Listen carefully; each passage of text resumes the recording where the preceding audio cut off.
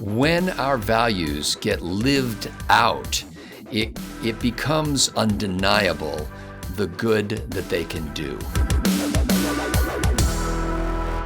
Another mass shooting plays out, this time in a shopping mall this past weekend, but this one has a different ending, and that's what we'd like to talk about on this episode of Right Angle with Bill Whittle and Stephen Green. I'm Scott Ott. This is made possible by the members at BillWhittle.com who fund this enterprise. If you'd like to be helpful to this, you can, of course, join the funders by clicking the big green button at BillWhittle.com that says Become a Member. Or if you'd like to start at kind of an entry level, hit the thumbs up button or notification and just let us know you appreciate this and that you want to get reminders when the shows are about to come out. Gentlemen, a Greenwood Park Mall rang out with gunfire Sunday afternoon, and 3 people were slain, 2 were injured. But that's where things get different, because the shooter, carrying a semi-automatic rifle and also had a handgun on his person, had more than 100 rounds of ammunition and seemed like he planned to do much more damage until he was intercepted by a young 22-year-old Elisjsha Dicken, who was out at the mall with his girlfriend and took action with his own handgun and brought the shooter down. Killed him. Stephen Green, this kind of story doesn't get enough attention in the media because we would rather think, at least publicly, the media likes to promote the notion that all guns are dangerous. And clearly this handgun in the hand of Elisjsha Dicken was dangerous. It was dangerous to a mass murderer, was it not? It was, but, it's people that are dangerous. Just like to say that right off the bat. Thank goodness the good guy was just as dangerous as the bad guy in this case. That's a real hero. I wonder how many fewer of these shootings we would have if we were still serious about treating the mentally ill, the obviously dangerously mentally ill. Now, I'm not talking about One Flew Over the Cuckoo's Nest and giving electric shock treatment to malcontents. But I am talking about real psychiatric care, forced psychiatric care for those who are clearly dangerous. One after another, these killers turn out to be known wolves, as they say. That said, the focus on this story is on the hero. And I want to mention, I almost did this story for my segment. One of my segments this week is not just the only big hero. I was just going to read you the stuff that I caught on the news this morning. An Indiana man rescued 4 children and their 18-year-old sister from a house fire. He was driving past, noticed their porch was covered in flames. By the time he was through, the whole house was engulfed. His name was Nick Bostic. He's 25 of Lafayette, Indiana. He's driving to a gas station 12:30 at night on Monday when he noticed his house was on fire, and he stopped. He said he told authorities that the fire was about the size of a campfire when he arrived, so, pretty small. By the time the police got there, the whole house is going up. He ran inside the home, seeing the flames, started screaming, waking people up. Otherwise, these people might have died of smoke inhalation, and getting people out of the house. They ranged in age from 1 to 18. When he asked if there was anyone left, the kids told him there was one more kid left in the house. So he goes back into this house as the flames are growing higher and is running around this burning house looking for this last kid, goes upstairs, and body cam footage from, I don't know if it was from the police or the firefighters, shows the moment he thrusted a 6-year-old child into an officer's arms this was after he jumped out of a 2nd-story window with the 6-year-old in his arms, because there was no getting back downstairs because the house was burning so badly. He airlifted to a hospital, put on a ventilator for smoke inhalation. He had injuries, I'm assuming burns to his arms, legs, his right hand.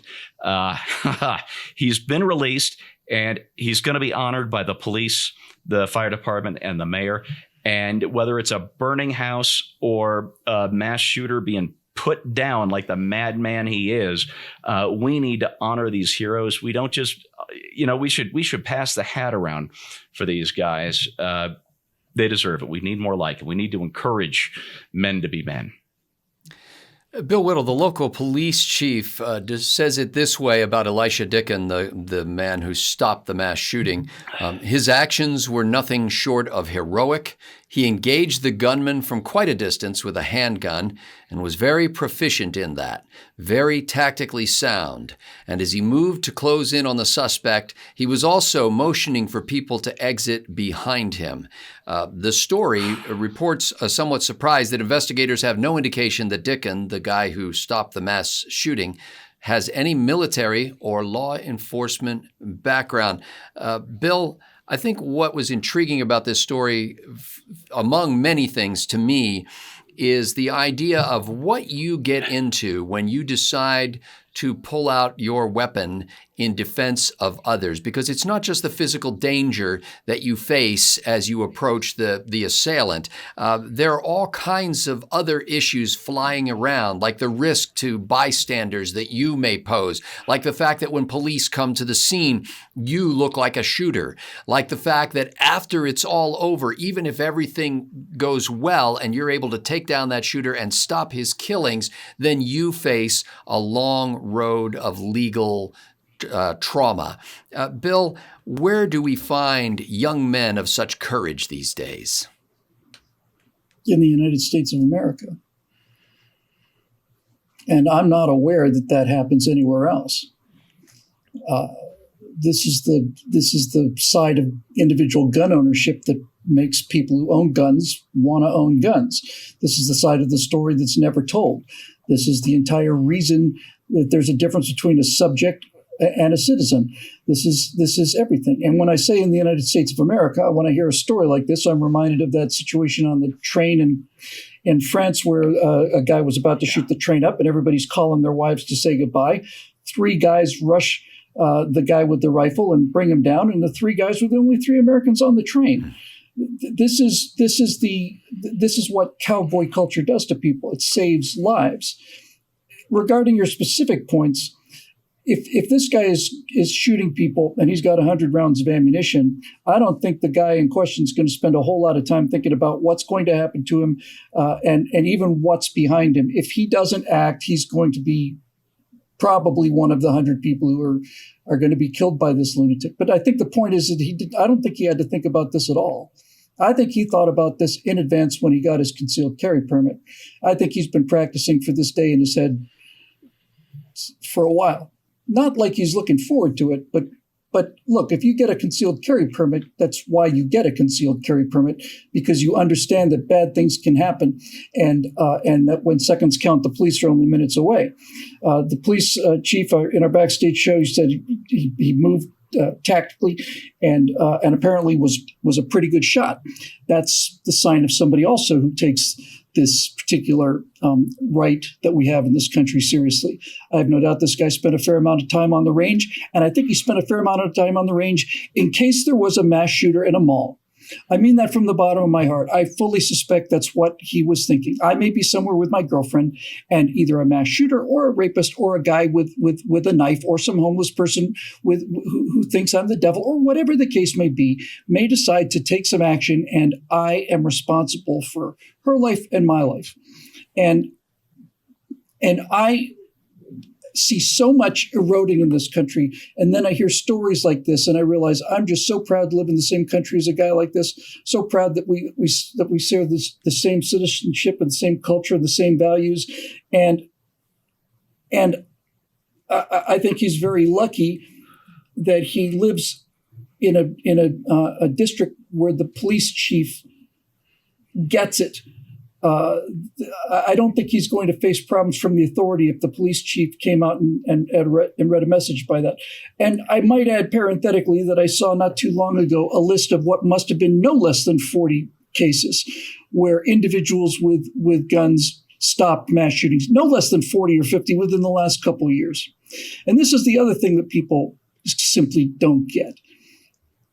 They don't understand that the main value of individual gun ownership is the fact that most citizens don't have to use guns.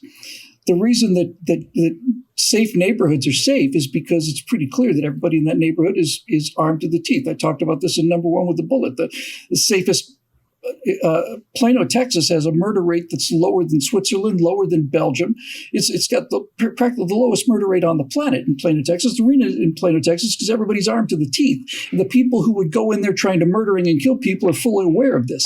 So gun ownership provides an invisible deterrent bubble.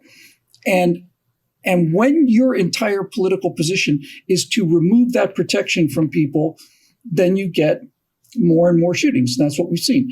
There is an inverse relationship between familiarity with guns over the last 50 years, 100 years, and the number of people who are killed in mass murders.